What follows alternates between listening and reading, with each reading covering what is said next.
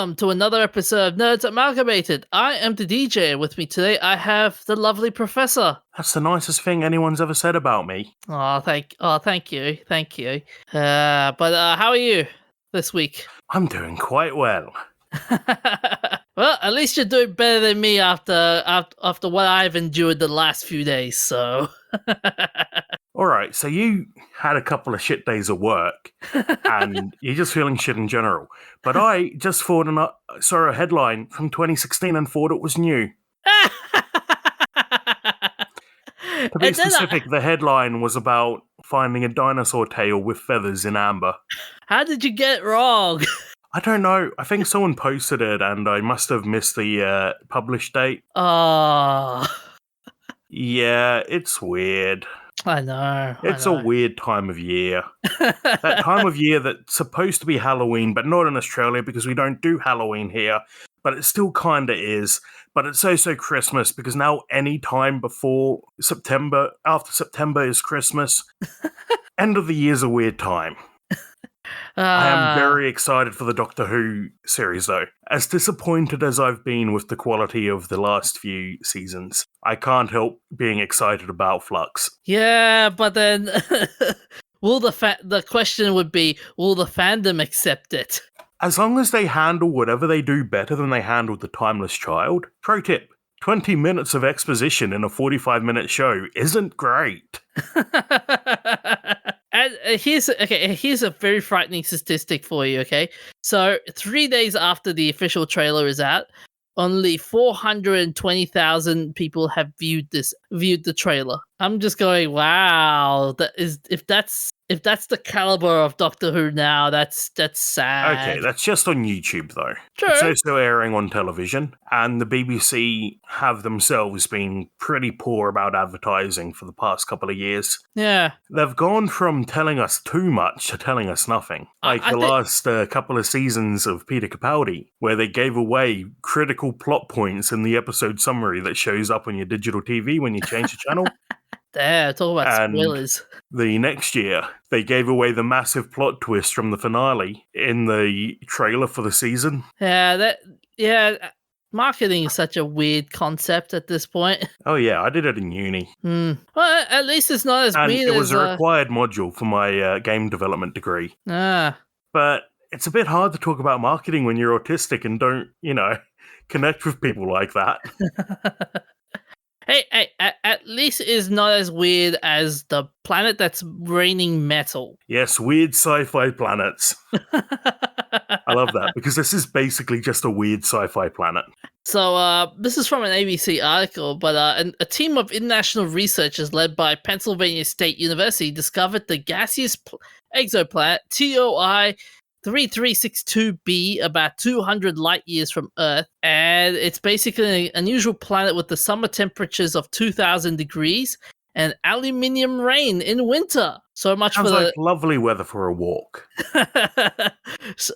so much for that song, It's Raining Men. It's raining aluminium? Yeah. It doesn't really work. Nah. But, yeah. So I love that the winter here is not that cold, about 500 degrees. Way to downplay the crisis there, in case if humans want to jump onto this planet. Well, we've got to be honest, most planets that we've discovered so far are not very conducive to human life. We're kind of on, just the right planet for us. Now, the question is, humans the only kind of life in the universe?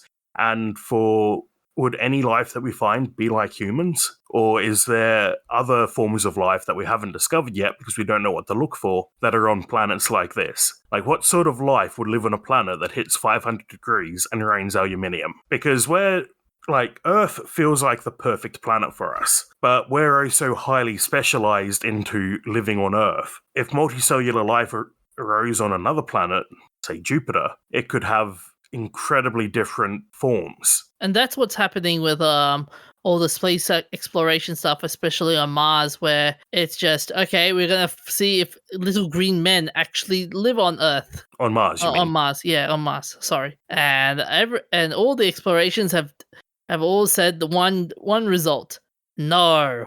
Unfortunately. So what they're interested in this planet for is that it could give them insight into the formation of a hot Jupiter, which is basically a Jupiter that is very close to the sun. So what we've noticed, obviously, from our solar system is that gassy planets tend to be towards the outside. So if we're finding solar systems that have hot Jupiters, which are very close to the sun, like on the order of weeks, what would be the difference in formation that caused that to happen rather than formation like we see here? So it's got a really interesting orbit. The year on TOI 3362b is about 18 days, and it's significantly elliptical. So you just have time to put away your winter clothes before you had to get them out again.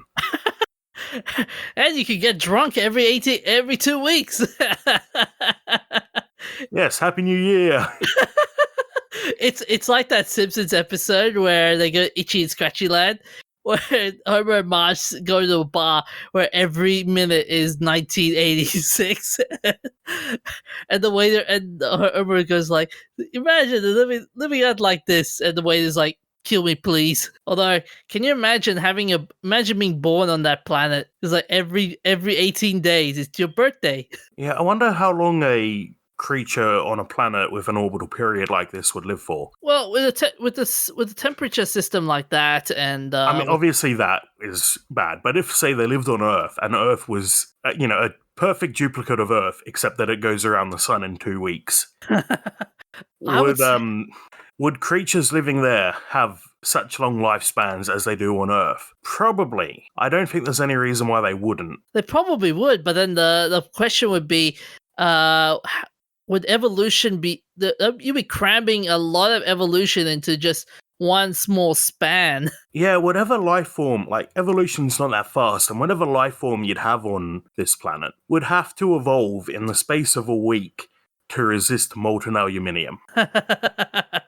That would be crazy. Can you imagine, like, you finally get a fully formed animal, and all of a sudden it just dies because of aluminium rain. Yeah, considering the extreme sweeps of temperature and the absolutely nuts conditions, I don't think if there was life there, it would not be as we know it, Jim. And what's also going to be interesting is the aluminium part. So normally when when aluminium rains, and it would be once metal cools down, there is a certain weight to it. And that's going to be interesting. Like with I wonder what type of gravity is like in that planet. Well, the gravity would be about the same in summer and winter. The gravity of Earth doesn't change during summer. At least not by any significant amount. So one of the scientists that was participating at the University of South Queensland astronomer Dr. George Zhao, who was part of the team, recently confirmed the summer discovery. He also said this, that the planet would be target for further atmospheric research, where NASA's new James Webb Space Telescope is launched in the next year. Yes, James Webb is finally going up, hopefully. We still have, even once it launches, it's supposed to launch in the next few months. Even once it launches, we've got 6 months to wait for it to actually get into position and be ready to work. So don't get too excited yet, but it is on the way. Finally, after 15 years. He quotes by saying, "It's very distant, but it's actually considered in the solar neighborhood. Unfortunately, we won't be able to visit it anytime soon. But it does mean that we could use large telescopes here on Earth to study its properties." I mean, he has a point. We can use the large telescopes, but then human curiosity is a funny thing. It wouldn't be great to go there because it's so damn hot, though. Sure. But then you can always do what we've been doing with Mars, like sending in drones and whatnot. Okay, but it's at another star. You realize how far away stars are. Yeah. Space is really bloody big. I'm just trying to find a distance to TOI 3362, but haven't had any luck with that yet. But even the closest star to Earth, Alpha Centauri? Yeah, actually, I think it's one of the others, but in that same constellation. But it is Alpha Centauri might be moving closer, I think. I did actually double check that the other day, and now I don't remember. And now while I'm waiting for the page to load, I've realized I've Googled closest star to Earth, which is probably going to mess with me. There we go. Proxima Centauri is 4.25 light years away. Alpha Centauri is a bit further away, but it is coming closer from what I remember reading the other day. So nice and close, you think. It's only 4 light years away, you'd think. That's traveling at the speed of light. And without something like an Albuquerque drive, we're never gonna get there. Nah, it will take it will take 5 or 6 of our lifetimes just to get a proper working faster than light travel vehicle go up and running. Yeah, even the fastest spacecraft we've ever had, the Parker probe, only hit, and this is gonna sound silly, only hit 393,000 kilometers an hour. What? Wait, what? How? Well, it's nothing to slow you down there, is there? I mean, that is pretty apparently, fast. actually, it will get even faster. It can get up to 700,000 kilometers per hour, they reckon. Okay, that's pretty good. So, quick quiz, DJ. Do you know the speed of light? 3.86 by the 10 to the power of 24, I think it is. Or am I way off? I don't remember what it is in that one. No. Well, it's only about 300 million meters per second. That's right. Yeah, it's 300. So it's 300,000 kilometers per second. The exact value is I'm looking at the Wikipedia article, by the way, but the exact value is defined as 299,792,458 meters per second. Yeah, and for some context, from the sun to Earth, that's 8.3 light minutes. So traveling at the speed of light, it would take you 8 minutes to get from the sun to Earth. Ow. Even traveling at the speed of light, it would still take you more than 4 years to get to Proxima Centauri. And you're still only... Even the fastest spacecraft is a tiny fraction of the speed of light. Okay, this may sound like a bit of a weird question, but could a wormhole make makes faster than light travel faster or slower? Well, faster than light travel is already pretty bloody fast, considering it is literally faster than light, which is significantly faster than... I mean, it's the universal speed limit. Theoretically, according to the current models, we should not be able to go faster than the speed of light ever. Now, there's ways around that people are researching, like the Albuquerque drive. Am I saying that right? Actually, Alcubierre drive, actually, which is a theoretical warp drive. But every time they've done a test with a theoretical warp drive and been like, look at that, it's producing thrust, they've done the test again and realized there was something that they hadn't taken account of. Okay, so by 2025, at its closest approach to the sun, the Parker probe will travel at 700,000 kilometers an hour, or 0.064% of the speed of light. Wow. So even if you somehow manage to hitch a ride on the Parker probe, get it up to that speed, and kick it off towards Proxima Centauri, you'll basically never get there. Okay, but here's the thing. Okay, let's say we use the Parker probe and go through the wormhole. You reckon we could hit the speed of light? Because if I recall, wormholes have a certain time dilation system going. Wormholes don't exist. Sorry to burst your bubble. Nuts. They don't exist. It's... Oh, looks like I should... Looks like... Unfortunately, all of the current models indicate that wormholes can't exist. They were a theoretical thing, but... yeah, most likely don't exist anywhere in the universe, which is really disappointing. Oh, there goes my dreams of interspace travel. Best bet would seem to be a generation ship. But considering the best generation ship we have so far, the ISS, is not self-sustaining, there are experiments to make it more self-sustaining, but it's only been up there for 20 years and it is falling apart. Really? Literally falling apart. The first module to go up there, Zarya, is cracking apart in space. And if they don't fix it, the ISS is just dead. can't use it anymore because there's a big bloody hole in it. And of course, that's the bit that joins it together between what was originally the American side and the Russian side. They originally joined through Zarya. So if Zarya breaks, then you're effectively cutting off half of the ISS. So that would mean the whole idea of space travel would just be doomed. With current technology, yes. There's no way, based on current science, to get to another star. Other planets are workable because you're only up there for months to years, but your odds of getting to another star are not high. There is a really fun ethical question. Not fun in the let's jump on a trampoline woo way, but fun in the it's a tough question. Is it ethical to launch a generation ship knowing that your children don't consent to being on the generation ship and have no option to get off and are there living their entire life in the service of maintaining the ship so that their children can be the ones to get all the glory when they arrive? Oh, I mean, if you market it right in terms of we're doing this for the greater good, for the sake of humanity kind of thing, then you could kind of. AJ, people won't even wear masks for the greater good. Yeah, well, okay, sure, but let's say in a perfect world, if everyone did the whole, if we marketed it to the greater good kind of thing, then yeah, sure, you could kind of warp around it. You could walk around that issue.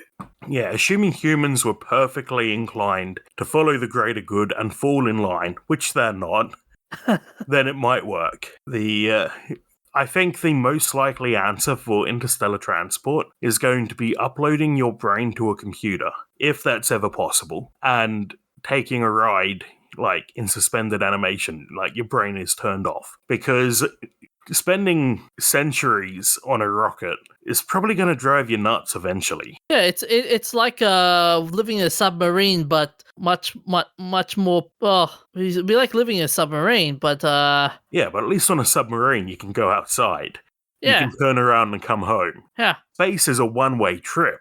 If you're going to another star, you don't have enough fuel to come home. And the likelihood of you coming back home and seeing everything as you once remembered is just it's gone. Yeah, if you spend 1,000 years traveling and come home and expect it to be all the same, you're joking. Space is really bloody big. Would you ever do it? Go to space? Yes. Although with the likelihood of you not coming back for another 1,000 years, though. Maybe. I mean, it would depend. It would have to be something completely transhuman. In my current body, I'm not going to last another 1,000 years. Yeah, that's true. So I'd need to have a way for my body to last 1,000 years. Let's assume that my body is going to last 1,000 years, and I go to another solar system. What am I going to find there? Bugger all. And then there's the fun bit where the best time to launch a rocket to another star is tomorrow. Not today, tomorrow. And tomorrow, it'll be the next day. Because there's always the chance that you'll design a better rocket. And who wants to be the one to spend a century on a rocket going to another planet and then find out that people beat you there because it was just 10 years? 6 months after you left, they invented a better rocket. And it only took them 10 years. Unfortunately, I don't think humans will ever be an interstellar empire. Interplanetary living is likely, but an interstellar empire is just not feasible. Well, not just the travel time, the communication. So it would take 4 years for a message to get from Alpha Centauri to Earth, and then 4 years for us to respond back to them. So you're on your own, basically. If you're on Alpha Centauri and the crops fail and you need to request emergency food supplies, you have to wait 4 years just to get a reply. Yeah. Assuming that they had like not FTL, but light speed travel, you're looking at 8 years, 8.5 years before anyone comes to help. It'll be even worse. Can you imagine, as you said, you're alone in space. Imagine watching Netflix and it goes, oh, that's the end of the season. Now I have to wait 4 years, and then and then you get a message 8 years later going, oh, the series ended, guys. The series got cancelled. Like all that time I invested on this series is gone. That happens anyway, though. Like, if you're out in the middle of nowhere space, then you'll receive Netflix at the same rate as someone on Earth, assuming they're, like, beaming it to you at the same rate. It will just happen relatively, like, several years later. But if they air an episode once a week... Oh, that'll be torture. It'll still... Well, Netflix doesn't really work because Netflix is on demand. But if there's television in space and you're on another planet and it takes a year for the episode to get there, Australian television in the early 2000s feeling, right? Then the episodes are still going to be one after another a week apart. Oh, man. Okay, with even though Netflix would be a problem, the other bigger problem would be, can you imagine gaming in the middle of space? The highest level of ping. We're not going to be playing FPS games in space because the ping would be a killer. Or even worse, mobile gaming. Oh, that would be a nightmare. Mobile gaming's often single player, so not so bad. Oh, unless you're playing Pokemon Go, which I think it's in space. It'd be cool. Imagine it's Pokemon Go in space. There are no Pokestops on the moon. But I think SpaceX did want to develop a 5G data network for Mars for use in rovers, spacecraft, all of that. They wanted to have basically a mobile network on Mars to allow faster communication. Locally, of course, because getting a signal back from Mars is still a pain. You're not going to get a 5G signal from Earth to Mars. You're going to have to convert it to another type of signal and send that. Yeah. Can you also imagine imagine getting a very, very fast phone connection and you're in the middle of Mars and you'll be like, hey, you know what? This is cool. This is great. I'm getting full bar reception over here. Well, it would be nice for someone to go and plug in Spirit and Opportunity again and let them phone home and, catch up with the grandkids. Yeah. And hopefully Microsoft can repair it. Actually, right to repair isn't a thing in space. Is it? Because that's an Earth jurisdiction. And legally, actually, no, it would be a thing in space because I'm pretty sure legally in space, you're under the jurisdiction of the country you launched from, among other stuff like the Treaty Against Nuclear Weapons in Space, the Treaty about Exploitation of Space. So I think if you launched from a country that has the right to repair, you could legally repair your own rover. The shipping time on spare parts would be terrible, though. Okay. But now that I think about it, the rovers probably don't have any user serviceable parts because no one's going to be there to fix them when stuff goes wrong. Can you imagine just going like, okay, rover, I can't fix you. I have to leave you. Curiosity, if you check in your rear cargo bay, you'll find a soldering iron. Good luck. You'll have to be MacGyver to fix that thing. Well, a while back I looked into NASA, like, wiring standards and circuit design and the CPUs they use. They use old CPUs because they're easier to harden against radiation than newer ones. I'm a dork, all right. Leave me alone. But you can see on photos of the rovers, they, what's the word for it? A wiring loom, I think. You can actually see, like, on images of Curiosity, the cable runs and how they've tied them up with string and stuck them down. But the big killer would be spare parts. Yeah, but then you could, you could easily upgrade the rovers, couldn't you? Like, even if let's say, for example, there is a new version of the thing that was old, like, you could easily replace it, can't you? Well, in that case, currently with current technology, there's no humans on Mars. So to carry that out, you would need to deliver a new module, have presumably a hot swap bay, and then have the rover perform a surgery on itself to replace the parts. So it would need a manipulator arm, which is another thing to go. The good news is we're on Earth, so we can fix things when they break. It just takes us a bit longer than expected at the moment because of the bloody chip shortage. Hey, we can always ask Elon. Hey, Elon, help us out here. Well, we're looking at several years to actually get new chip fabs online, unfortunately. The good news for us is that in the future, we might be able to cut down on the chip waste and only replace the part that's actually damaged. What an idea! We could go on and on about this, but in the interest of time, we should Yeah, move on. I'm getting there. So, because of pressure from a shareholder representative group, As You Sow, which is a shareholder group pushing for accountability and environmental friendliness, Microsoft have decided to fulfill 3 resolutions. So, a third-party study evaluating the environmental and social impacts associated with increasing consumer access to repair, and determine new mechanisms to increase access to repair, including for Surface devices and Xbox consoles. Xbox is not too bad. Surfaces are awful. They're literally like one of the few products a couple of years ago. That year's model of Surface earned a 0 on iFixit for repairability. Really? Yeah. No way. It's one of the few products to ever earn a 0 because it's all glued and taped, but once you take it apart, you're basically not going to get it back together. So they is also promise. Sorry, So, go on. so which Surface was it? Was it Surface 6 or the I don't 0? remember the exact model. I mean, geez, Louise. So the good news is, though, in the last couple of years, newer Surfaces have gotten slightly better ratings. It looks like it was either the 5 or the 6 scored a 0. The Pro 7 scored a 1. So there's a variety of Surface products, and some are better than others. None of them are great. Here we go. I found it. It's a Surface Laptop 2. Okay, but comparatively, that makes the Surface Laptop 3 look amazing, because you can actually swap the parts in that sometimes. Major improvements, major strides. Mm-hmm.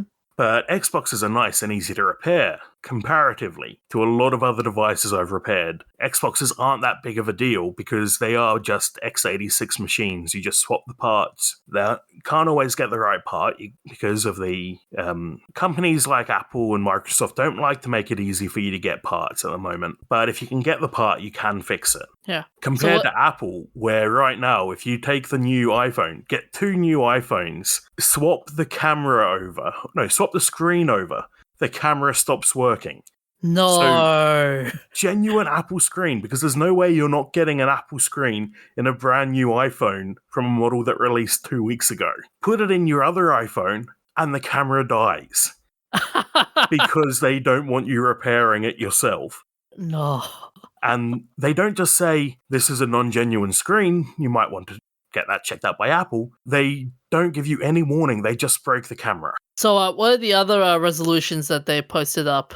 Expand the availability of certain parts and repair documentation beyond Microsoft's authorized service provider. Excuse me, neighbors. Could you not try to knock down the walls while I'm recording? Why do they do that? Authorized service provider network. So, much like Apple, Microsoft has their own authorized repair people. Yeah. Who are, as I understand it, better than Apple's authorized repair people who are garbage and will tell you, no, there's no way we can recover data. There's nothing we can do. You just need to buy a new device. Because they're not trained to actually repair. They just swap parts. Exactly. I mean, that's what I think Sony would do that as well, if I recall, or? Yes, but at least with a console, most of your data's backed up. And I'm going to be honest, your game saves aren't critical data.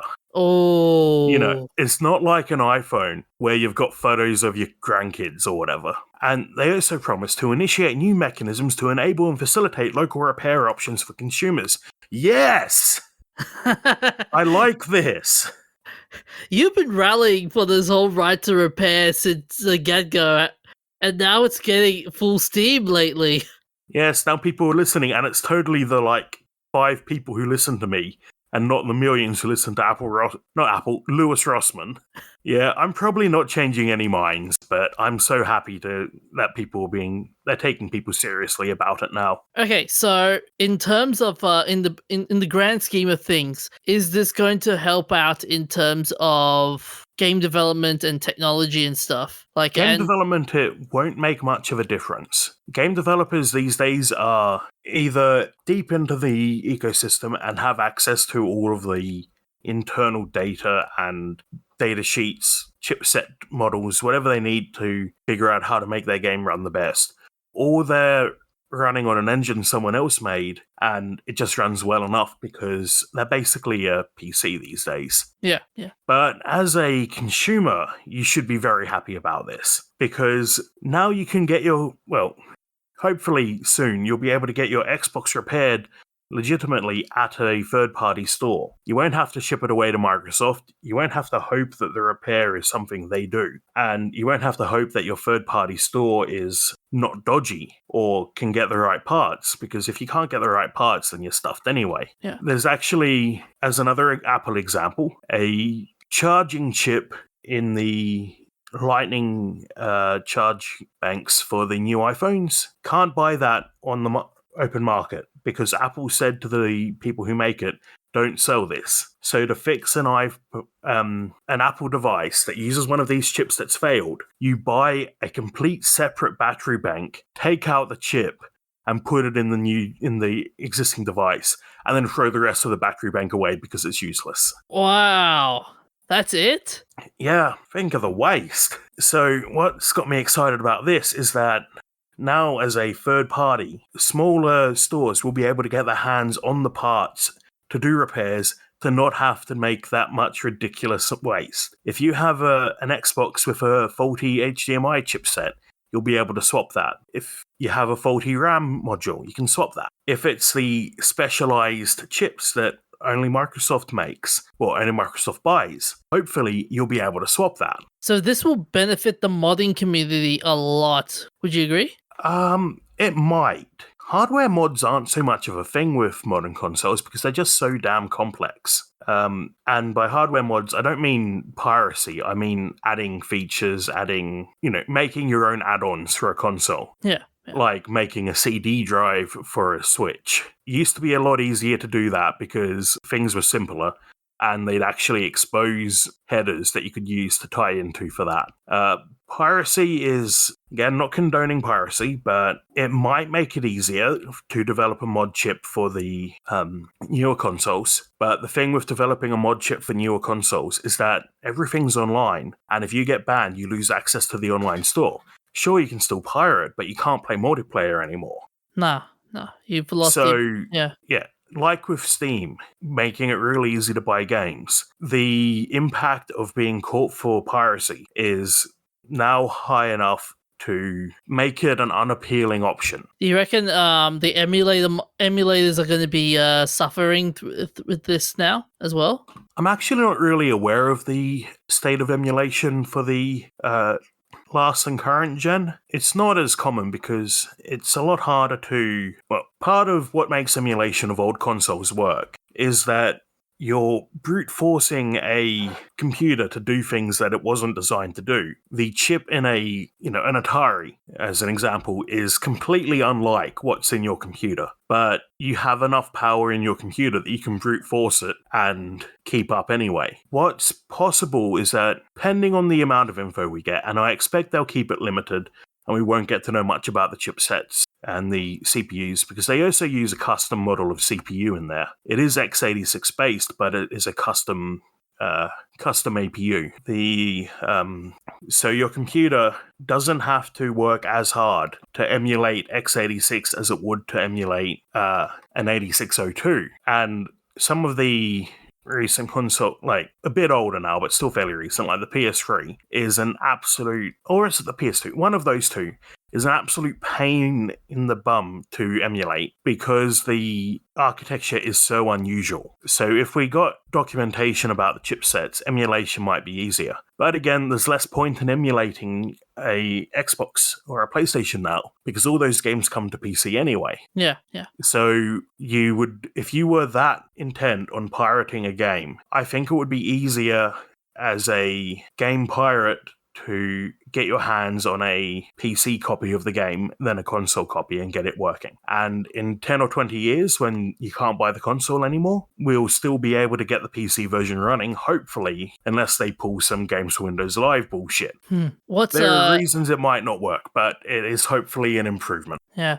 What I'm going to be interested to see is how many YouTube videos are we going to see of let's say, for example, your console is not working. Here is a YouTube video that'll show you how to fix your console without going through those already exist. Oh yeah, But they if we get exist. official stuff, like I really like what Valve did recently with the Steam Deck. They showed a teardown. It's a teardown of the dev kit, so it's probably slightly different to the actual finished product, but they don't say you can never look at the insides of this. They just say, for legal reasons, be very careful, because if you mess up the screws, then they're not going to screw back together and the case will fall apart. And then when they open it up and get to the battery, they say, this could kill you! Dun, dun, dun!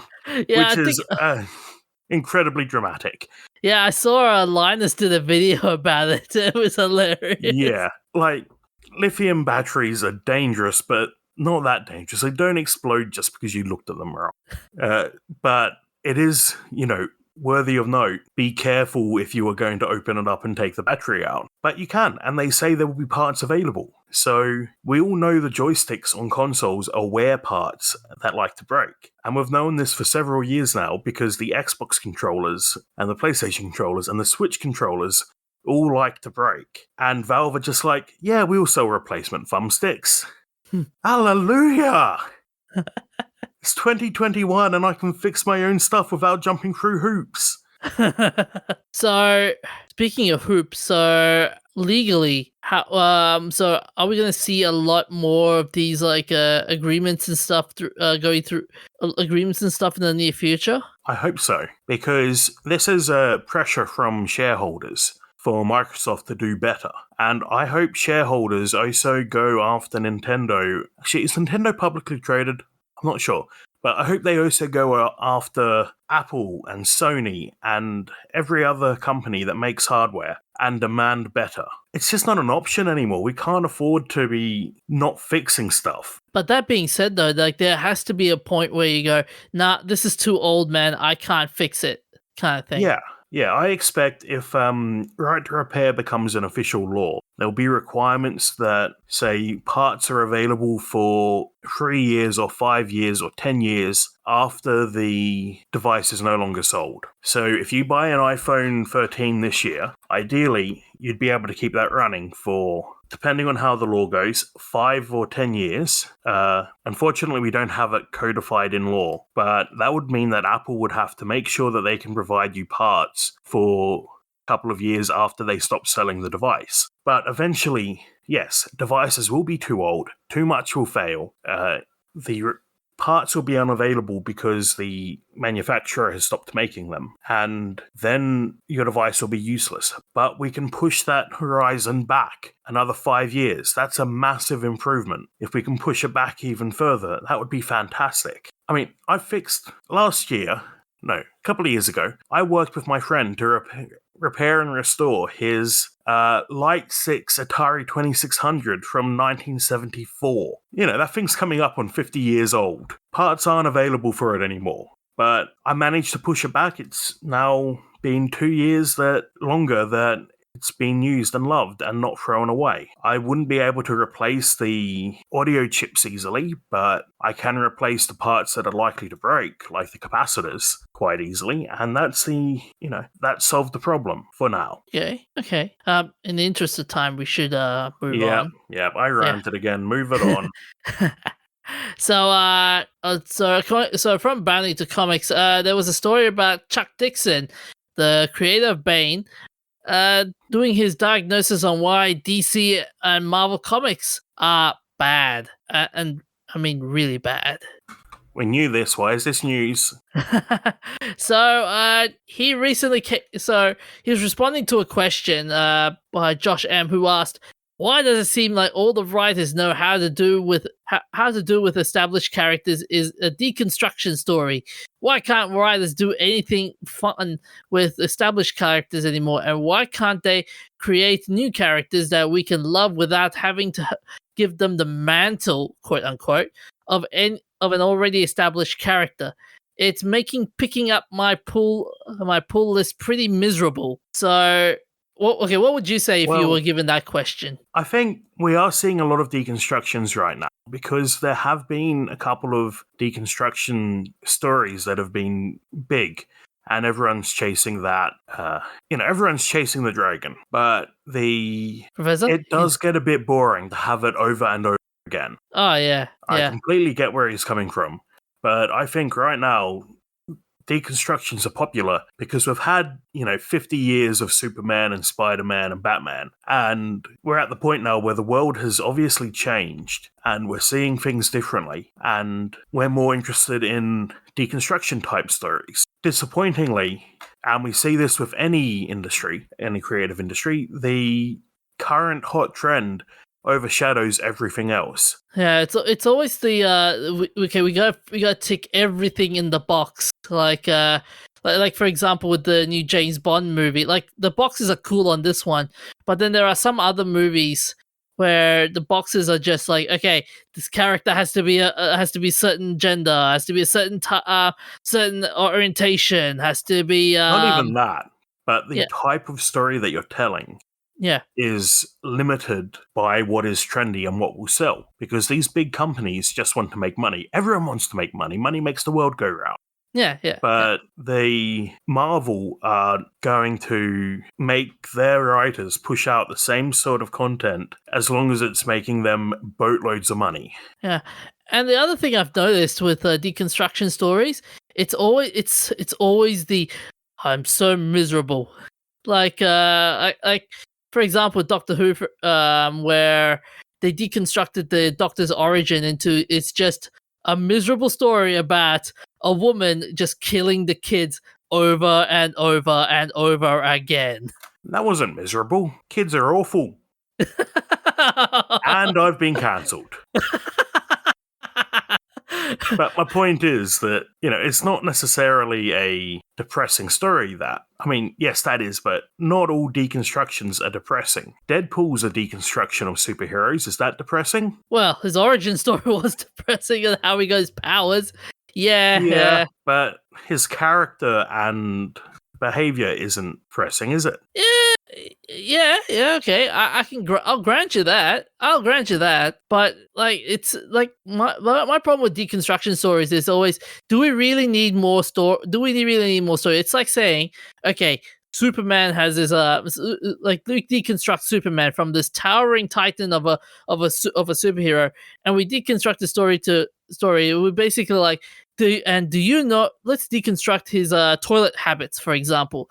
Like the reason why Superman shaved his face is a dark story. His eye beams accidentally killed Jonathan Kent, or something like that. It would just be like, what was the point of that whole deconstruction? Like there has to be a point where sometimes it's an interesting story, but is it necessary? Sometimes they're just going, no, it's not necessarily. Is telling a story necessary? Yeah. Oh. Is making any art necessary?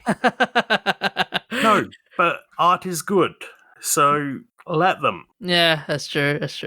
But so Dixon responded by saying, well, I feel your pain. It's all lazy writing is basically what's going on here. Once upon a time, they created a comic book character, and when they wrote really cool stories for them to be in, now they make all the stories about the character, so they have to plunge deeper and deeper into what makes the character tick or their psyche, he begins.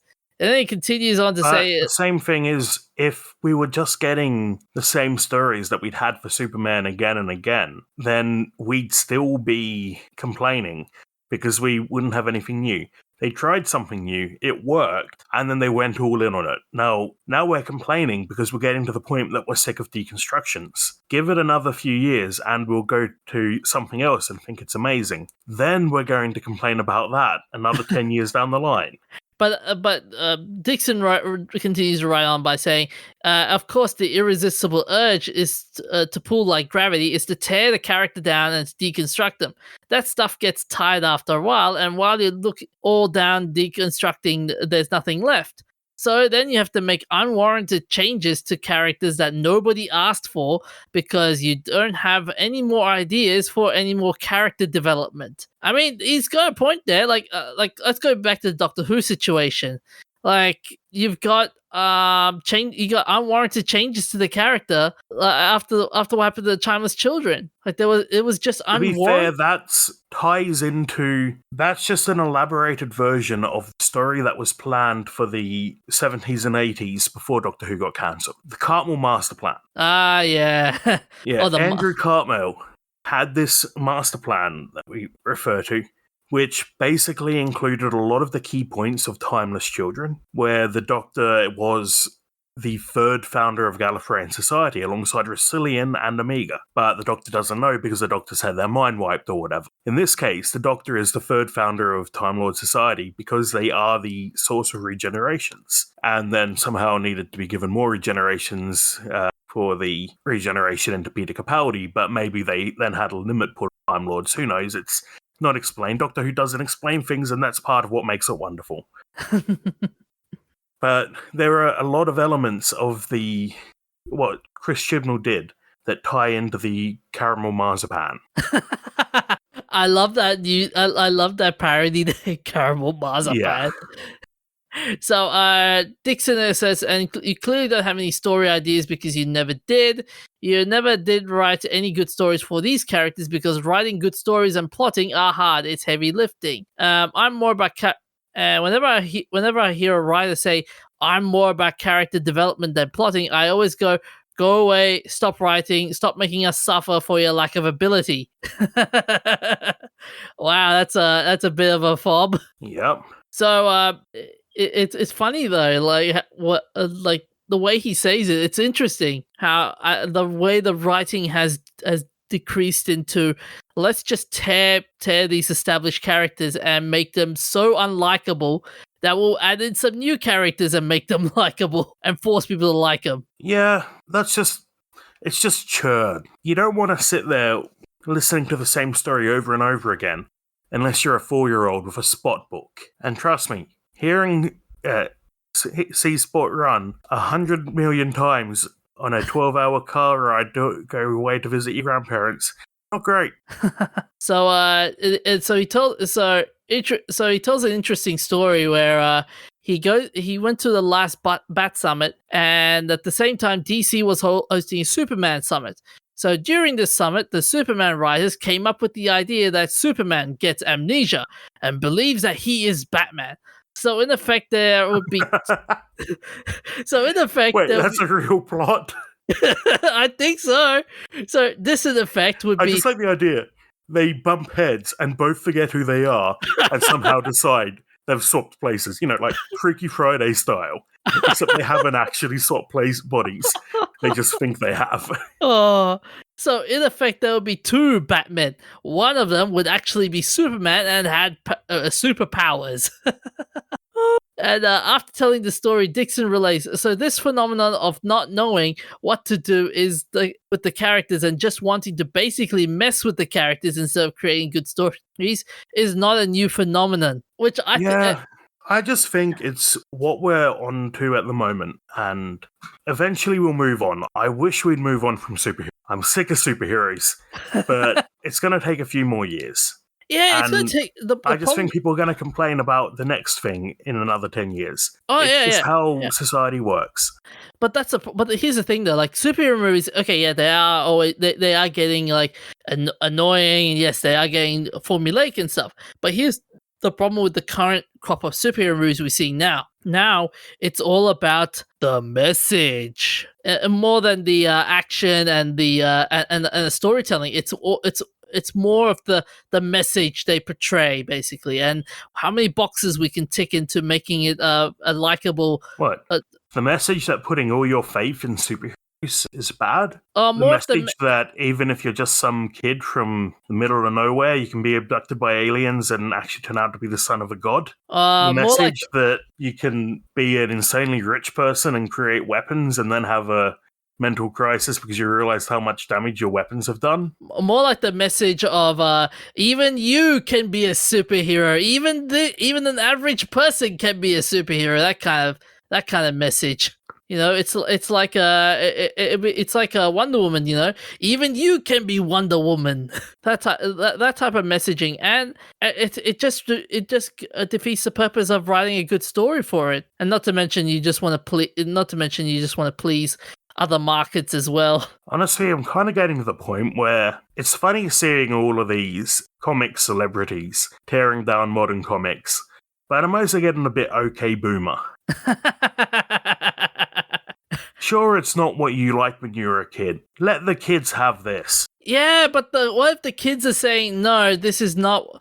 This whole current. Are they though? I mean, are they really? I mean, considering, okay. Look at how much money Avengers Endgame made, and you tell me that people don't want that. I think they're wrong for wanting it, but that's just because I'm a little bit boomer myself.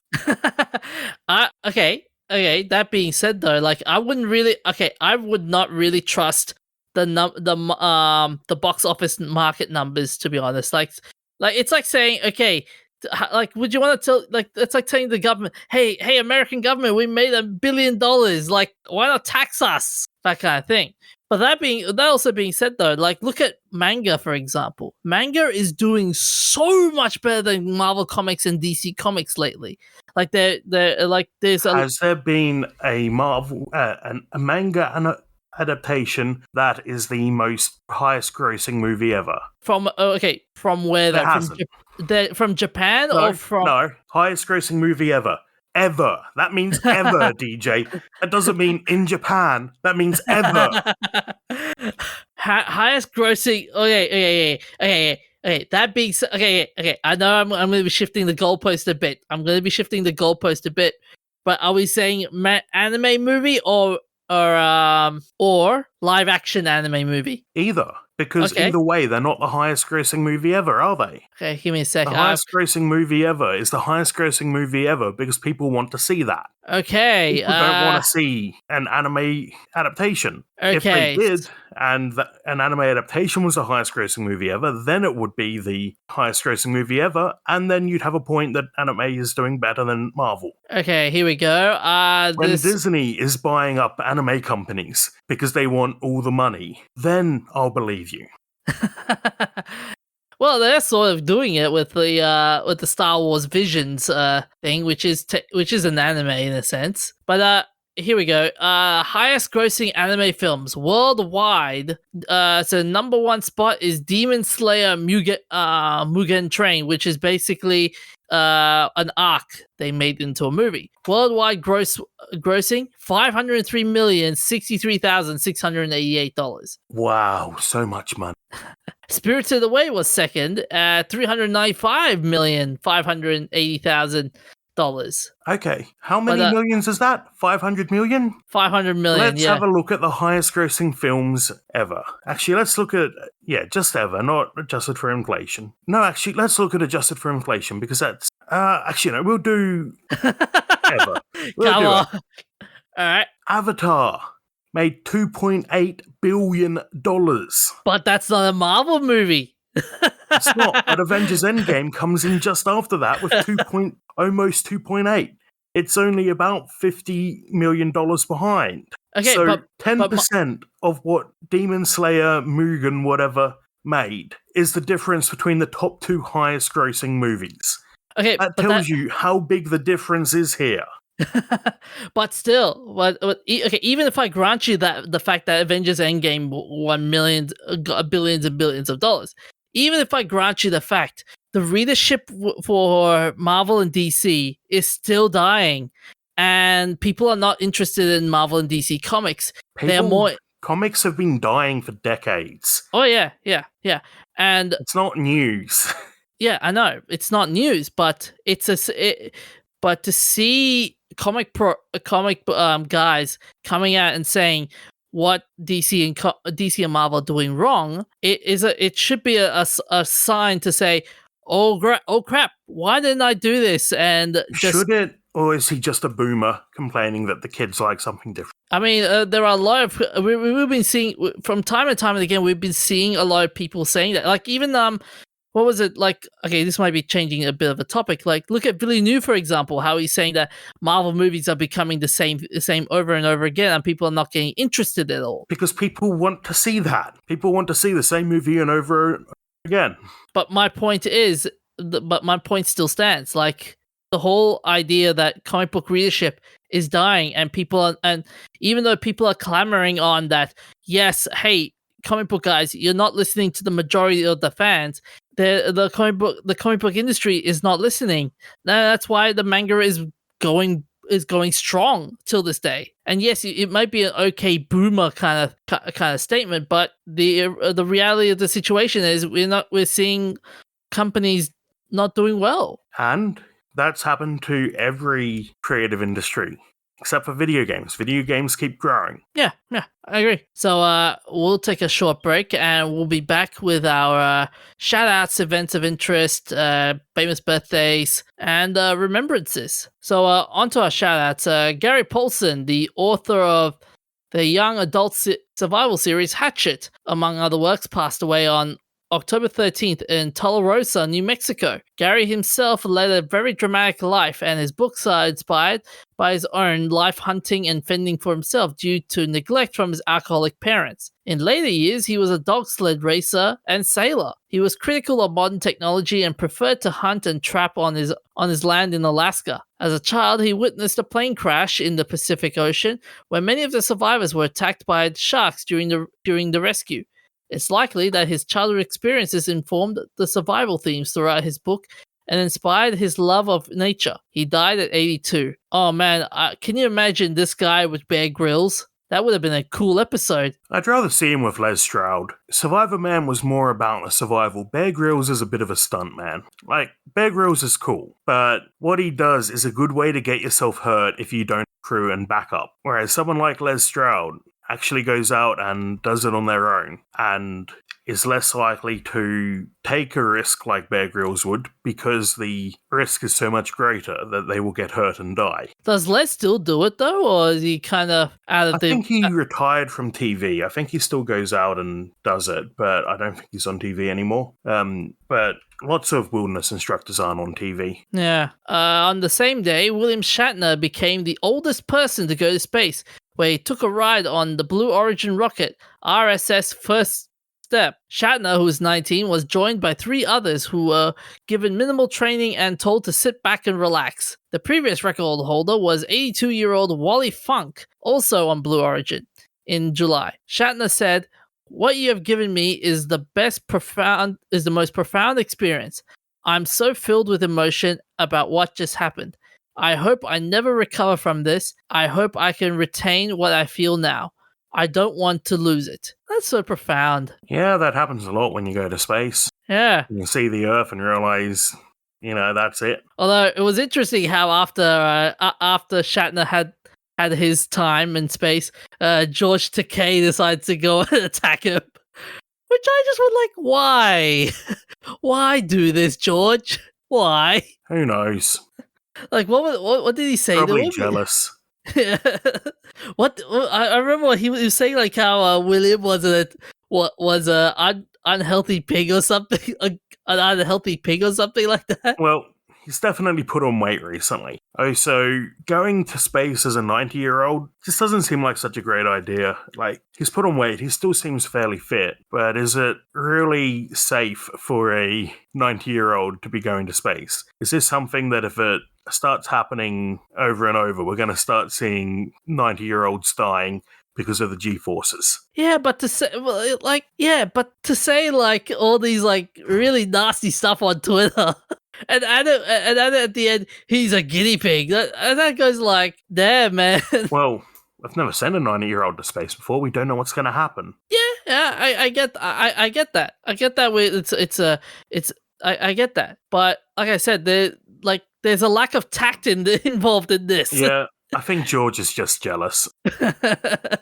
And I like how Shatner fired back as well, saying like he's jealous. Who bloody wouldn't be, though? Like, it was only a 10-minute flight, and it was Blue Origin, so it barely counts. But if someone came to me and said, "Hey mate, you want to go to space?" Well, first I'd be very concerned, but if it was Jeff Bezos or Elon Musk, then I'd accept. If it was just some homeless guy, I'd be very worried. I mean, it's funny how Jeff Bezos is doing this whole rocket thing because Elon Musk did it. So yeah, and now he's suing NASA because they picked SpaceX. And the thing is, Blue Origin isn't close to being able to do what they need for the mission, so SpaceX was the only real choice. He did the same thing with Microsoft. Department of Defense chose to go with Microsoft for cloud hosting of some sort, and he sued and was like, "You picked them and not me, wah!"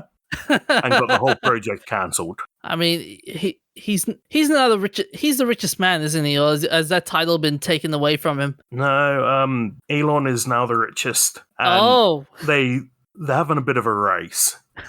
But Elon announced that at the latest place change, he would send a giant number 2 trophy to Bezos. And I just realized how that sounds. I mean, the number 2. I'm just looking at Forbes right now. It's Bezos is still number 1. Really? Okay. Yeah. So Bezos is 177 billion. Musk is 151 billion. So when is that article from? Okay. This is just updated.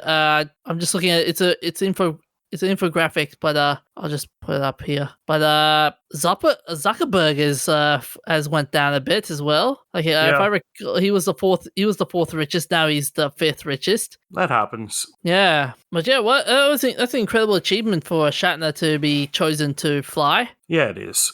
Yeah. So on the 15th of October, we passed the 30th anniversary of the first record of the Oh My God particle. It's actually a thing, guys. The Oh My God particle was an ultra-high cosmic ray recorded using the Fly Eyes detector at high res in Utah. The OMG is 20 million times more energetic than the runner-up particles. The reason it's called that is because it's so odd that they saw it and went, "Oh my God." So I found, according to Bloomberg, and several other sites, apparently the change only just happened in the last couple of days. Okay. Elon is now the richest man. Okay. Yeah, still that naming the Oh My God. There's also the Higgs boson, which was the God particle, occasionally expanded to the "Where is this goddamn particle?" And then we'll get the goddammit particle and the godliness particle. There should be we should add more God-related themes into this when it comes to particle discovery. The Oh God, why particle? The what? Named for a particle that gives you incredible feelings of depression. So this particle has approximately 3.2 by the times 10 to the power of 20 electron volts, or about 51 joules. Really? 51 joules? Damn, that's powerful. Actually, it doesn't seem like much. It's not all that much. Like, for a particle, it's insane. But for anything else, it's nothing. Yeah, that'll be cool. So on to our remembrances. Herbert Henry Dow passed away on the 15th of October 1937. Herbert was a Canadian-born chemical industrialist who found Dow Chemical. He got his start extracting chemicals from brine in the US and received a patent in 1889 for an improved extraction method for bromide. Although his first company went bankrupt in a year, his talent was recognized and his associates helped him found the Midland Chemical Company, which he left a few years later to found Dow Chemical Company. Shortly after, he again improved the bromine extraction process and began undercutting the German government supporting, and I'm going to butcher this name, Bromkonvention, which put up a fierce competition and until World War I, where Germany's chemical companies were blockaded. Dow filed the demand. That one's pretty easy to pronounce there, DJ. It is literally just Bromkonvention. Dow filled the demand for chemicals in the Entente, including weapons and medicines. By the time of of his death from cirrhosis, Dow had personally received over 90 patents. That is an accomplishment. On to our famous birthdays. On the same day, 1829, Asaph Hall was born. Asaph was an American astronomer who discovered the moons of Mars, Deimos and Phobos in 1877. He also discovered other moons, double stars, which are either binary stars or stars that coincidentally line up when viewed from Earth, the mass of Mars, and the rotation of Saturn. He developed a method for determining pi based on Buffon's needle by throwing a steel wire through onto a wooden plane with equidistant parallel lines. Yeah, so Buffon's needle is a mathematical formula for calculating if you drop the needle on a wooden plank floor, would it land across a gap in the boards or not? So he modified that and came up with a way of calculating pi. So he wrote that he considered the odds of finding a Martini moon so slim he could have set up without encouragement from his wife. You want to double check that sentence? He wrote that he considered the odds of finding a Martini moon so slim. No, you want to check that again? What do you mean, check that again? Because I wrote this, and I have a copy of it in front of me, and I know that it doesn't say Martini moon. Martini is an alcoholic beverage. Dang it, Professor, what have you done? I haven't done anything. This is all you, mate. So what I think you were supposed to write it. He is encouraged by Angeline Stickney, his wife, to search for Martian moons. His calculations could have shown that the orbit should be very close to the planet. He wrote, the chance of finding a satellite appeared to be very slight, so that I might have abandoned the search had it not been for the encouragement of my wife. So he was born in Goshen, Connecticut. And on to our events of interest. On the 15th of October 2003, China launched their first manned space mission, Shenzhou 5, on a Long March 2F rocket. This made China the third country to achieve independent human spaceflight after the USSR and US. The astronaut was Yang Lai-wei, a lieutenant colonel and fighter pilot in the PLA. And OMG, he landed 21 hours later after 14 orbits. It's standard for astronauts to wear diapers, but Yang said, better not to piss in diaper, baby doesn't like it. Neither does an adult. Yeah, but he was up there for 22 hours. How long can you really hold it? so much for the one small step for man, one giant leap for mankind, huh? And finally, for the movie in our events of interest, on the same day 50 years earlier, it came from outer space. Released in Italy. Based on an unpublished draft by Ray Bradbury, the movie featured a spacecraft landing in Arizona. Some locals began to suspect things were not well when the local townsfolk began to act oddly. Bradbury wanted to portray aliens who were not malicious, which was unusual at the time. He offered two versions of the story to the studio, one where the aliens were malicious and one benign. To achieve the bubble vision effect for the alien point of view shots, the crew would blow a bubble onto the camera lens. ICFOS was the first it came from outer space, was the first Universal film to be released in 3D, and unusually for the 50s, had the credits at the end of the film rather at the beginning. See, that would be an interesting movie to watch as well. Yeah, there's a lot of classic sci-fi I mean to get into at some point. Not all of it has aged well, though. Oh yeah. So that's all we have for this week. You can find us on Facebook, Instagram, Twitter, that'snotcanon.com, where we're an archive of our old episodes and new episodes, as well as That's Not Canon podcasts, such as Till the Movie Do Us Part, which is a movie discussion podcast between one married couple in their late 30s. They discuss the good, the bad, and the ugly experiences of the movie-going adventure as a means of breaking down the films that are significant to them. Sounds like fun, and On that note, we have been promising nerdful things, but life happened, and we're going to have to put that off for a bit. So we'll get back to you as soon as we can. So that's all we have for this week. Stay hydrated and bugger off now. Look after yourselves, and we'll see you next time. Here we go!